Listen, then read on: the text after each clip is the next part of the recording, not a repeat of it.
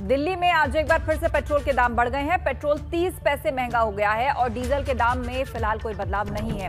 दिल्ली में 101 रुपए 84 पैसे प्रति लीटर अब पेट्रोल के दाम जा पहुंचे हैं। आज भी 30 पैसे की बढ़ोतरी हुई है। 30 पैसे और महंगा हो गया है पेट्रोल दिल्ली में। डीजल के दाम में हालांकि कोई बदलाव नहीं हुआ है और पेट्रोल का जो नया दाम है अब वो 101 रुपए 84 पैसे प्रति लीटर जा पहुंचा है राजधानी दिल्ली के अंदर। तो लगातार पेट्रोल के दामों में बढ़ोतरी हो रही है। एक बार फिर से 30 पैसे महंगा हो गया है पेट्रोल। राजधानी दिल्ली का ये आंकड़ा हम आपको बता रहे हैं। डीजल के दाम में हालांकि कोई बदलाव नहीं है। 101 रुपए 84 पैसे प्रति लीटर अब पेट्रोल का दाम जा पहुंचा है राजधानी दिल्ली के अंदर। तो आज एक बार फिर से बढ़ गए पेट्रोल के दाम। 30 पैसे और महंगा हो गया है। हर दिन पेट्रोल के दाम में बढ़ोतरी हो रही है और आज भी 30 पैसे महंगा होने के बाद पेट्रोल 101 रुपए 84 पैसे प्रति लीटर के दाम पर जा पहुंचा है। राजधानी दिल्ली में पेट्रोल शतक लगा चुका है और अब जो दाम है 101 रुपए 84 पैसे तक हो गया है 1 लीटर पेट्रोल का।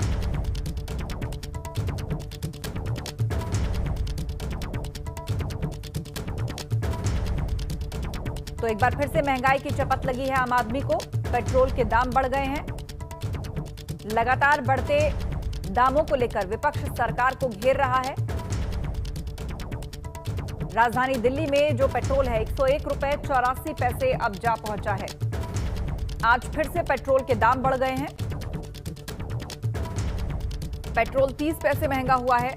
डीजल के दाम में हालांकि कोई बदलाव नहीं है। तो महंगाई का झटका लगा है दिल्ली वालों को। दिल्ली में 101 रुपए 84 पैसे लीटर हो गया पेट्रोल। आज फिर पेट्रोल के दाम में बढ़ोतरी हुई है। 30 पैसे बढ़े हैं पेट्रोल के दाम में। हालांकि डीजल के दाम में कोई बदलाव नहीं हुआ, लेकिन पेट्रोल का दाम 100 रुपए को भी पार कर गया है।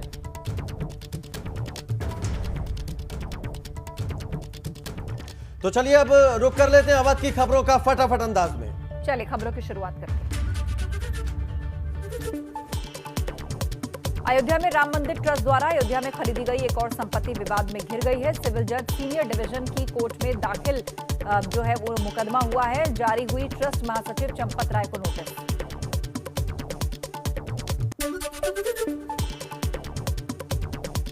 लखनऊ में सीतापुर हाईवे पर ट्रक और कार की भिड़ंत में 5 लोगों की दर्दनाक मौत हो गई। 3 लोगों को कार से काटकर बाहर निकाला गया और अस्पताल भेजा गया। कार में कुल 8 लोग सवार थे। ट्रक पलटकर सड़क किनारे गड्ढे में जा गिरा। इंटौजा थाना क्षेत्र के टीकरी गांव के पास यह हादसा हुआ। बाराबंकी में एसपी के सामने पुलिस कर्मियों का पसीना छूट गया। पुलिस बल को दंगा नियंत्रण उपकरण के साथ जब एसपी ने 5 मिनट में आने का आदेश दिया तो कई पुलिसकर्मी आधी अधूरी तैयारी के बीच जल्दबाजी में उल्टा पहनाए बॉडी प्रोटेक्टर।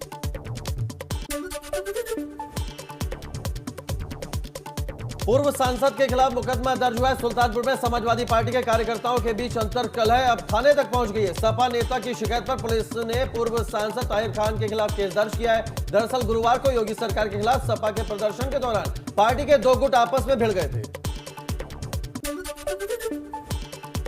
प्रयागराज के लोग भी अब कोरोना से बचाव के लिए रूस में तैयार स्पुतनिक टीका लगवा सकेंगे। लखनऊ के बाद प्रयागराज यूपी का ऐसा दूसरा शहर होगा जहां के लोगों को रूसी स्पुतनिक टीका लगाने की सुविधा मिलेगी। कौशाम्बी में एसओजी टीम ने पुलिस के साथ मुठभेड़ में 2 गांजा तस्करों को गिरफ्तार किया है। वो एक स्कॉर्पियो में गांजा लादकर तस्करी के लिए ले जा रहे थे। पुलिस को आता देख तस्कर भागने की कोशिश करने लगे, लेकिन एसओजी की टीम के जवानों ने घेराबंदी कर उन्हें गिरफ्तार कर लिया। औरैया में पीट कर महिला की हत्या करने का मामला सामने आया है। पति और परिजनों पर महिला के घर वालों ने हत्या का आरोप लगाया है। महिला की 2008 में शादी हुई।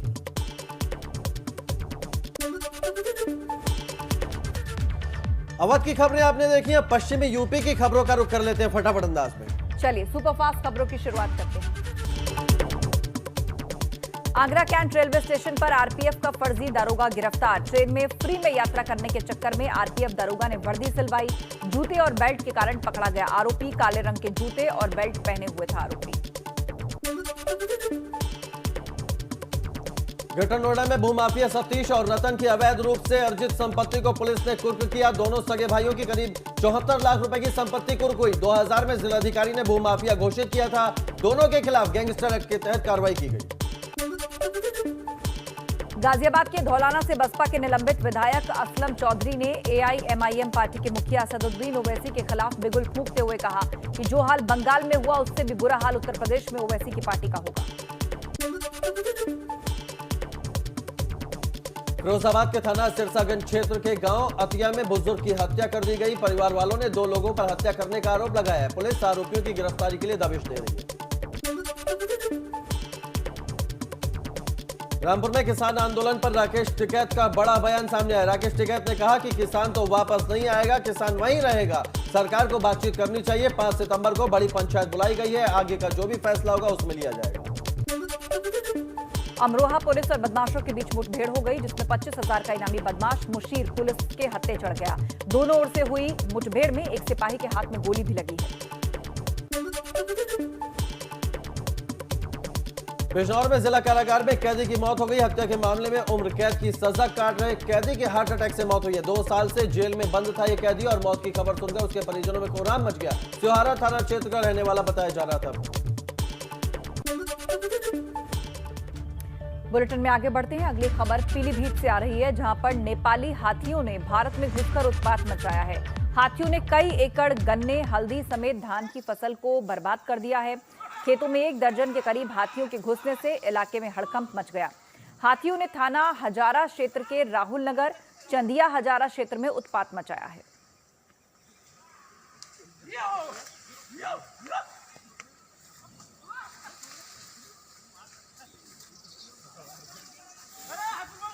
तो पीलीभीत में दर्जन भर हाथी खेतों में घुस आए, जिस कारण गन्ने, हल्दी समेत कई फसलें बर्बाद हो गई।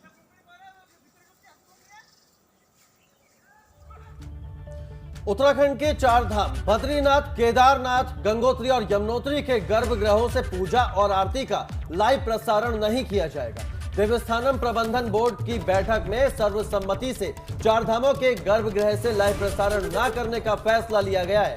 आपको बता दें कि कोविड महामारी से 4 धाम यात्रा बंद होने के कारण चारों धामों में लाइव प्रसारण की तैयारी चल रही थी, जिससे देश दुनिया के श्रद्धालु घर बैठे ही मंदिर के दर्शन कर सके। तीर्थ पुरोहित भी लाइव प्रसारण का विरोध कर रहे थे। शुक्रवार को सचिवालय में मुख्यमंत्री पुष्कर सिंह धामी की अध्यक्षता में हुई 4 धाम देवस्थानम प्रबंधन बोर्ड की बैठक में कई अहम फैसले लिए गए। हालांकि देवस्थानम बोर्ड को लेकर कोई फैसला नहीं हो सका, जिससे विरोध और बढ़ गया है।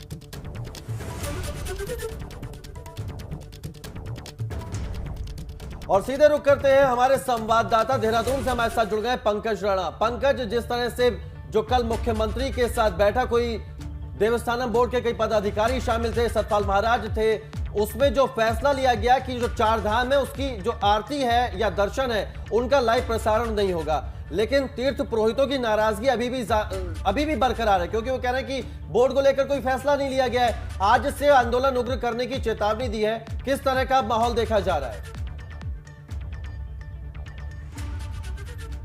बिल्कुल, देखिए उत्तराखंड में देवस्थानम प्रबंधन बोर्ड बनने के बाद ही तीर्थ पुरोहितों का विरोध शुरू हो गया था और कल जो बैठक हुई थी उसमें उन्हें ये उम्मीद लग रही थी कि पुष्कर सिंह धामी के आने के बाद इस पर विचार किया जा सकता है, संशोधन के कुछ विचार इसमें आ सकते हैं। लेकिन कल तकरीबन 1 घंटे बैठक की सचिवालय में हुई थी। उसके बाद बैठक पर कोई निर्णय नहीं लिया गया है, ना ही भंग करने को लेकर लिया गया और ना ही बिलों के कुछ संशोधन करने पर विचार किया है। इससे तीर्थ पुरोहितों का जो विरोध है वो बहुत ज्यादा हो गया है। आज फिर पूरे प्रदेश भर में तीर्थ पुरोहित इस पर सरकार का पुतला दहन करेंगे और खासकर जो सदस्य बोर्ड में रखे गए उन पर उनकी नाराजगी है कि वो सदस्य खुलकर अपनी बात को मुख्यमंत्री के सामने नहीं रख रहे हैं। इसका विरोध आज पूरे प्रदेश भर में किया जाए। खासकर यमुनोत्री, गंगोत्री और बद्रीनाथ, केदारनाथ के जो तीर्थ पुरोहित हैं वो इससे काफी नाराज हैं, वो इसका विरोध करेंगे। 23 तारीख से एक जन आक्रोश रैली निकालने का निर्णय तीर्थ पुरोहितों ने लिया है, जो ब्लॉक स्तर पर निकाली जाएगी और सरकार के खिलाफ पूरी तरह से एक आक्रोश जताया जाएगा। तो कह सकते हैं कि सरकार ने जो कल बैठक की थी उसमें एक तो पहला निर्णय ये हुआ है कि जो गर्भगृह की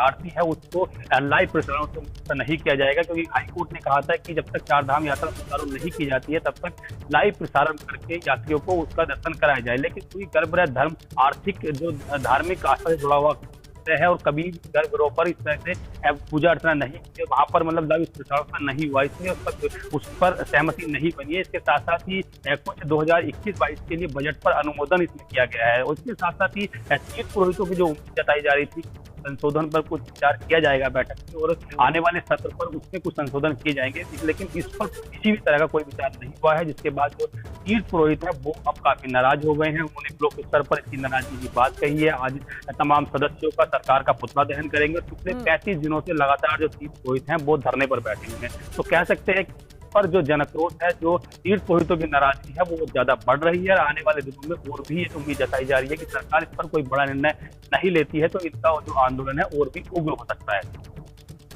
जी हाँ, बिल्कुल आंदोलन और उग्र हो सकता है और संत समाज ने अपनी तरफ से एक एक करके जो तमाम ऐतराज हैं वो सामने रखे हैं। बहुत शुक्रिया पंकज इनसे अवगत कराने के लिए। तो देवस्थानम बोर्ड के विरोध में बद्रीनाथ धाम में बड़ी रैली रखी गई, जिसमें तीर्थ पुरोहित समाज से जुड़े अलग अलग वर्ग के लोगों ने अपना विरोध प्रकट किया। इस दौरान पुतला दहन किया गया। पुरोहितों का कहना है कि सरकार ने अगर देवस्थानम बोर्ड को रद्द नहीं किया तो आंदोलन और उग्र होगा। पुरोहितों ने यह भी कहा कि सरकार को चारधाम की परंपराओं से खिलवाड़ नहीं करने दिया जाएगा।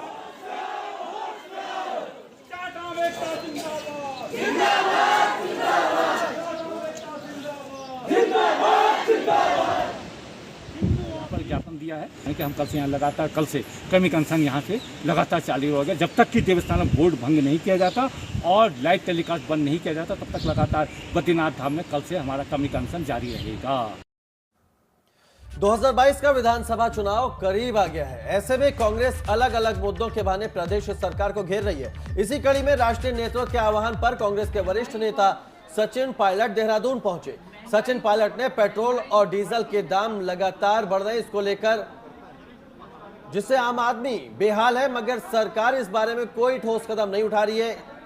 वहीं सचिन पायलट ने कहा कि कोरोना की दूसरी लहर के मुद्दे पर भी उन्होंने केंद्र सरकार को जमकर घेरा। 14 के बाद लोगों को लगा कि न जाने ऐसे जो वादे हमसे किए जा रहे हैं, मोदी जी जब पीएम कैंडिडेट बने थे तो बहुत सी बातें करे थे। आज 7 साल के बाद एक ऐसा क्षेत्र मुझे बता दीजिए, अर्थव्यवस्था का, नौकरी का, किसानी का, अंतर्राष्ट्रीय बॉर्डर्स पर, स्वास्थ्य का, चिकित्सा का, हर क्षेत्र में हम लोग पिछड़ते चले जा रहे हैं। फिर भी हम नारे देते हैं stand up India, digital India, आत्मनिर्भर इंडिया, स्वस्थ इंडिया, स्वच्छ भारत, लेकिन उन नारों का निकला क्या? मैं नहीं कहता हूँ कि हमारी पार्टी की जब सरकार थी तो लोगों को हमसे कुछ शिकायत नहीं थी, लेकिन इस प्रकार का जो हालात आप देख रहे हैं, चीन क्या कर रहा है बॉर्डरों के ऊपर, लगातार इस देश में एक इस तरह की राजनीति की जा रही है जो कहीं ना कहीं द्वेष और घृणा को पैदा करती है। सचिन पायलट के बयान पर भाजपा ने भी पलटवार किया है। भाजपा ने कहा है कि पहले कांग्रेस अपने घर को ठीक करे, तब किसी के ऊपर सवाल उठाने का अधिकार है। सचिन पायलट जी, ये पहले उनसे अपना जो वहाँ के जो मुख्यमंत्री हैं, हमारे गहलोत जी जो कांग्रेस पार्टी के मुख्यमंत्री हैं, उनसे अभी अपना करें, अपना जो भी कर रहे हैं। और जहाँ तक है कि सचिन पायलट जी राजस्थान में कुछ बोलते हैं, उत्तराखंड में आके कुछ बोलते हैं। इन लोगों का ये बड़ा चक्कर है, ये जहाँ जिस प्रदेश से आते हैं वहाँ कुछ बोलेंगे, दूसरे प्रांत में जाएंगे तो कुछ और बोलेंगे। तो सचिन पायलट जी अपनी चिंता करें। उधर कांग्रेस में सीएम के चेहरे को लेकर सचिन पायलट ने कहा कि कांग्रेस किसी सामूहिक नेतृत्व में चुनाव लड़ने वाली पार्टी है और उत्तराखंड में भी सामूहिक नेतृत्व में ही चुनाव लड़ा जाएगा। आ रही है कि हम लोग सामूहिक नेतृत्व में चुनाव लड़ते हैं और विधायक दल के जब सदस्य चुनकर जाते हैं, बहुमत आने के उपरांत उनमें से चुनाव होकर कोई नेता बनता है, वो निर्णय एआईसीसी और कांग्रेस प्रेसिडेंट करते हैं। ये एक परंपरा फूटी लगभग हर राज्य में रही है और मुझे लगता है कि हम लोग भी सब यूनाइटेडली एक दूसरे का सहयोग देकर चुनाव लड़ेंगे। तो कांग्रेस सामूहिक नेतृत्व में चुनाव लड़ती है, ये कहना है सचिन पायलट का। देहरादून पहुंचे थे।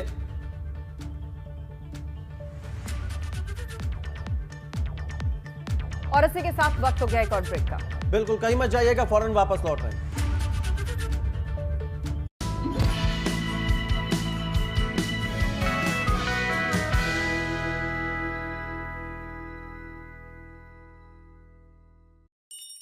लगभग 10 लाख लोग हर साल रोड एक्सीडेंट का शिकार होते हैं, जिसका आसान सा हल है सीट बेल्ट।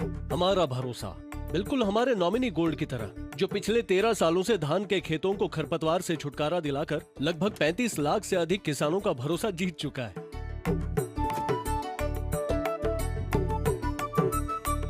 तो भरोसा बनाए रखें नॉमिनी गोल्ड पर और अपने धान के खेतों को खरपतवार से मुक्त रखें। 13 सालों से धान के किसानों का भरोसा।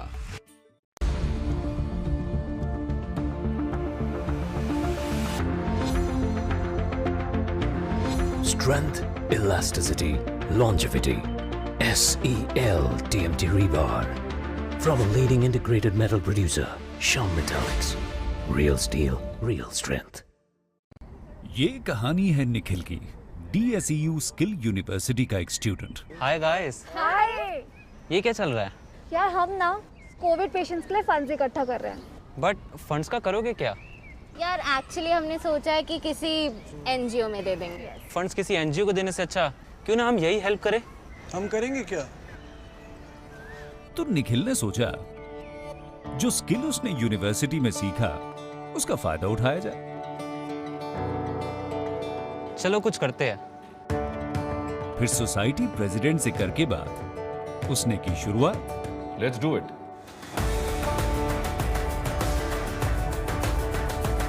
जो भी स्किल उसने अपने कोर्स में पाया उसे अपनाया।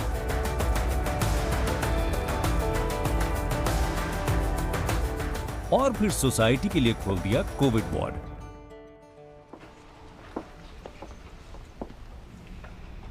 Well done Nikhil. भाई मानना पड़ेगा, जब खिलकर निकलता है स्किल तो सलाम करता है हर दिन।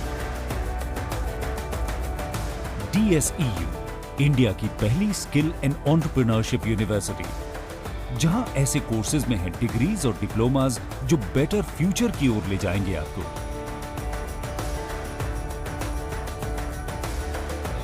तो एडमिशन के लिए अप्लाई कीजिए।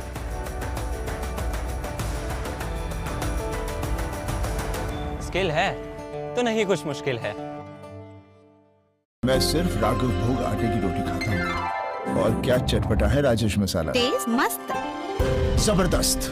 ट्राई करिए राजेश राघव भोग चक्की आटा। फिट रहने के लिए एक्सरसाइज से ज्यादा इंपॉर्टेंट क्या हो सकता है? क्लीन न्यूट्रिशन जो बॉडी को हर तरह से बेटर बनाए, अंदर से भी। Try OZiva certified clean and plant based nutrition.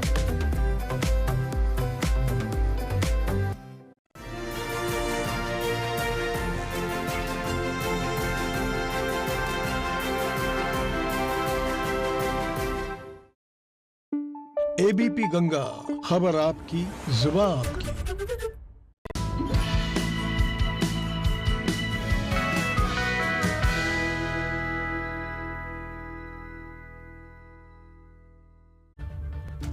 Break के बाद बहुत स्वागत है आपका और आप देख रहे हैं गंगा सवेरा।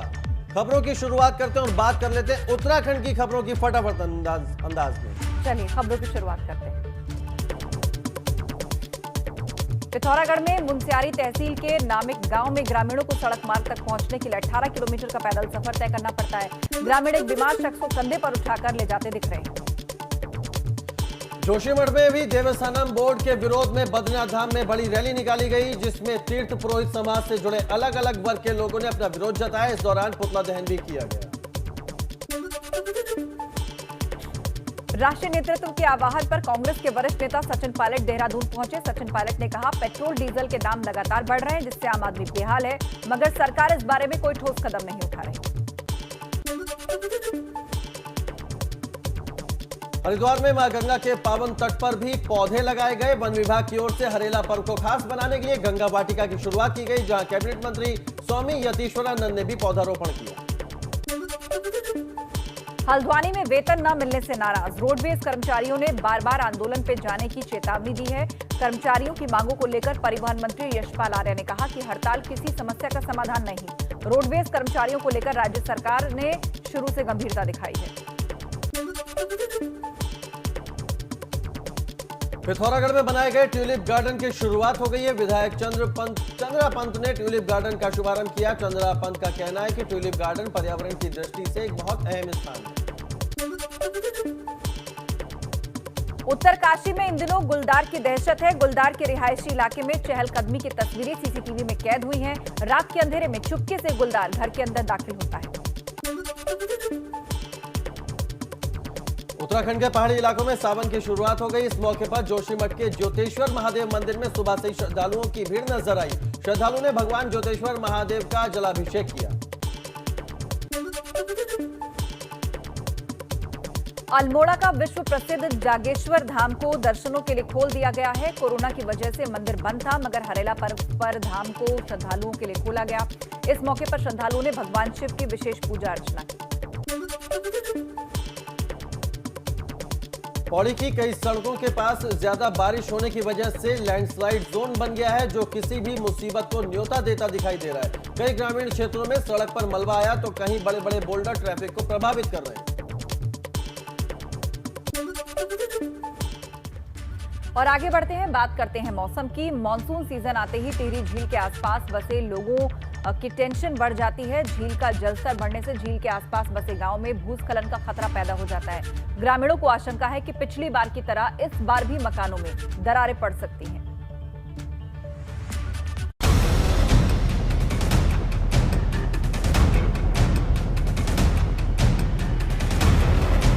मॉनसून के सीजन की बारिश बढ़ने के साथ ही टिहरी झील से सटे गांवों के लोगों की नींद उड़ी हुई है। झील से सटे गांवों में भूस्खलन का खतरा है, लिहाजा लोग सहमे हुए हैं।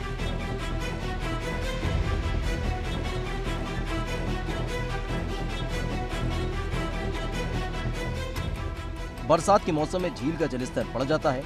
ऐसे में झील से सटे रूलाकोट, नंदगांव, भटकंडा, सेराई समेत कई गांवों के लोग सहमे हुए हैं।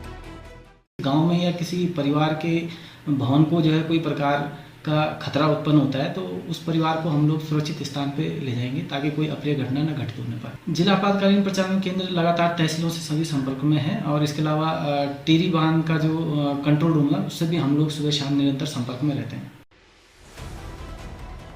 आपदा प्रबंधन कंट्रोल रूम से झील से सटे इलाके की मॉनिटरिंग की जा रही है। बरसात के मौसम में हर साल जब भी झील का जलस्तर बढ़ता है तो इस गांव में भूस्खलन होने लगता है, घरों में दरारें पड़ने लगती हैं, वहीं खेती की जमीन भी धंस जाती है। यही वजह है कि बरसात के मौसम में ग्रामीण सहमे हुए हैं। एबीपी गंगा के लिए टिहरी से अंकित मित्तल की रिपोर्ट।